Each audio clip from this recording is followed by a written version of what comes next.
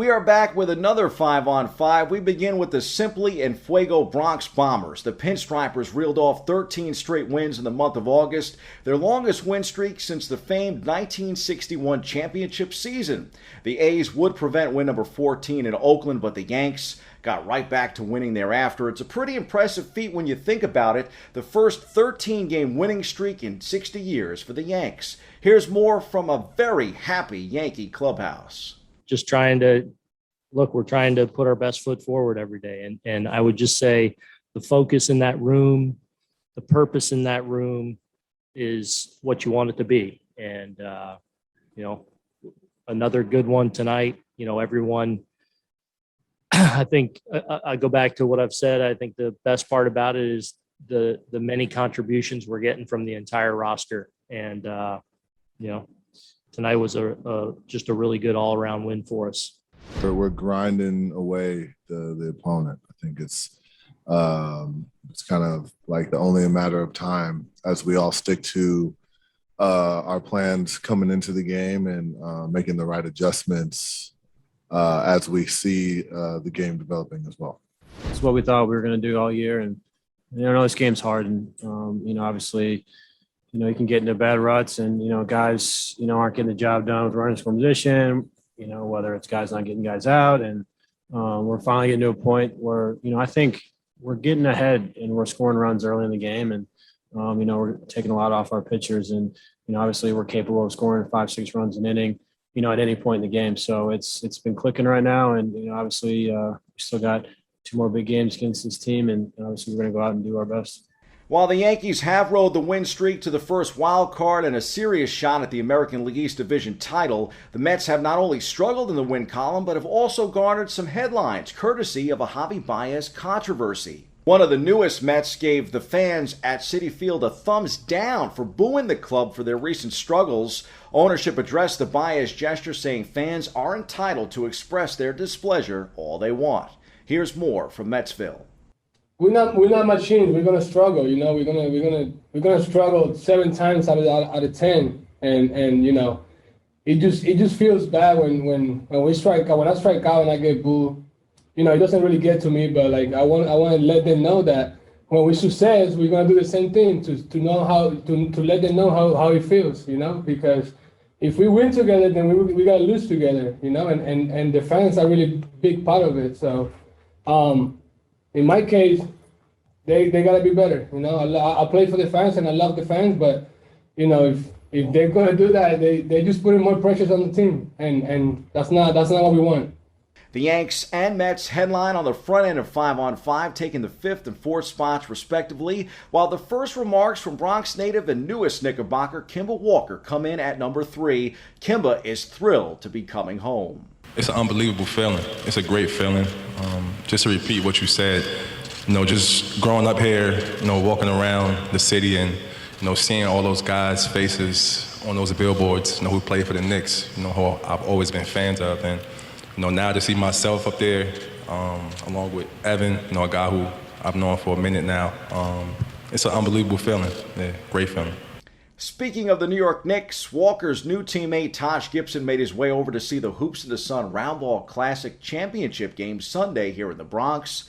And what a chip it absolutely was. The son of the late, great Nick Anthony Mason, Antoine Mason, hit the game winner for hidden talent en route to winning the championship game and MVP honors over Team Bang. It highlighted a wonderful day of hoops and community that also saw BronxNet top Latino sports in our annual staff game. The trophy is home with Michael Max Nobby. Congrats, boss man. As for the fans that may have missed it, you can watch our full report of the day with reporter Arlene Makoko right here on BronxNet. Hit snabs the 2 spot, which leaves us with some preseason football coming in at number 1. The Giants were edged by New England and are 0-3 in the preseason, while the Jets capped their preseason with a tie against Philadelphia, 2-0-1 for Gang Green this preseason. Here's the latest from the Giants and Jets. Both teams open the season next weekend. Offensively, moved the ball well. We were able to sustain some drives. We got to finish drives. Ended the first half with a nice 2-minute drive. That was something we wanted to get in this game if it came up. We were able to take advantage of that. Saw some good execution on that, across the board from the offense. That's exactly how we want to operate in that situation. Defensively, made some nice plays. We're able to have a turnover, set some good field position. To me, we got to eliminate the penalties. Get off the field, not extend drives. There are mistakes right there. I thought the kicking game, covered well. Had some opportunities in the return game, some opportunities that didn't come up due to some of the hits that they had as well. But I was pleased overall with a lot of those guys and what we saw on tape. But in all units, there's things to build off of, things to correct for.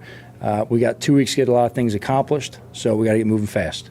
I don't know if I could point to one specific thing that I've learned. I feel like I learned a whole bunch, just as far as my routine, I think is always big as far as just kind of how you get yourself ready to play, what things you feel like you need, what things you don't, how you're going to warm yourself up, and then those preseason games, kind of use that to tweak it each week and kind of find what you want to do. And then things I want to just keep getting better at is just the operation, making sure I'm commanding the huddle, getting guys in and out, and then of course just moving the team up and down the field, avoiding turnovers, avoiding negative plays. There's always so much you can work on. We counted down from 5 to 1. Now we'll count up from 1 to 5, as in the 5 stories that you should be looking out for this weekend and the week ahead. The pro football teams might be gearing up for their regular season next weekend, but the college football season is already underway. The first official game of the season for Fordham football is tomorrow in Nebraska. The Rams get underway at noon. You can listen on your radio dial right here locally on WFUV 90.7 FM. In at number 2, the Yankees will host Baltimore this weekend at the stadium after returning from their West Coast trip. The Mets come in at number 3 as they head to our nation's capital to square off against Washington. Meantime, in motor racing, Formula One had a soggy Belgian Grand Prix cut short last weekend, but will look to make up for it this weekend in the Dutch Grand Prix. That goes down this Sunday. You can watch stateside here in the Northeast at 9 a.m. on ESPN. Lewis Hamilton is clinging to a slight edge in the title fight against Max Verstappen. And at number 5, speaking of title fights, although it doesn't go down this weekend, it was announced this week and should very well go on your calendar in planning the months ahead. For the first time in 2 years, the Octagon will take over Madison Square Garden. UFC confirms that it will hold its UFC 268 pay-per-view event at the world's most famous arena on November 6th. Welterweight champion Kamaru Usman will defend his crown against Colby Covington for the second time in the main event. The champion stopped Covington via 5th-round TKO in December 2019 and successfully defended his title twice in the first half of the year. That's 5 on 5. We hit the C-list for a knockout finish.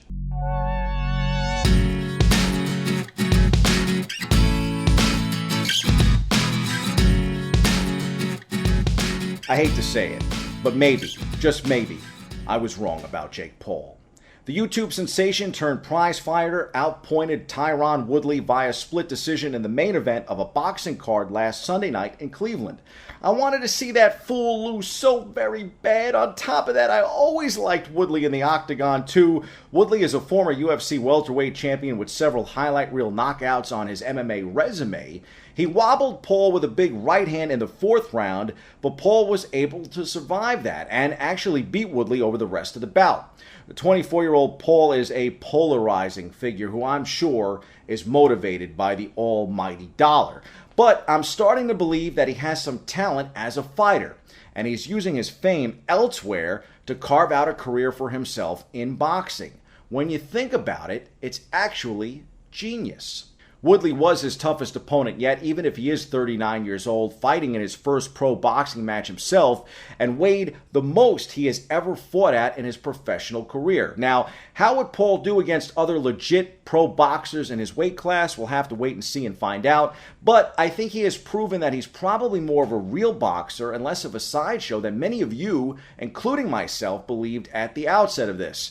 That was my takeaway from last Sunday night's fight in Cleveland. Paul is leveraging his millions of social media followers into what he is hoping will be a legitimate boxing career.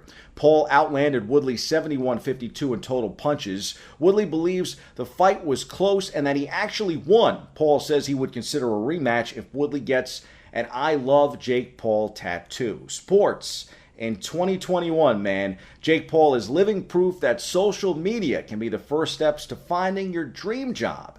That's your look at sports. I'm Bobby C.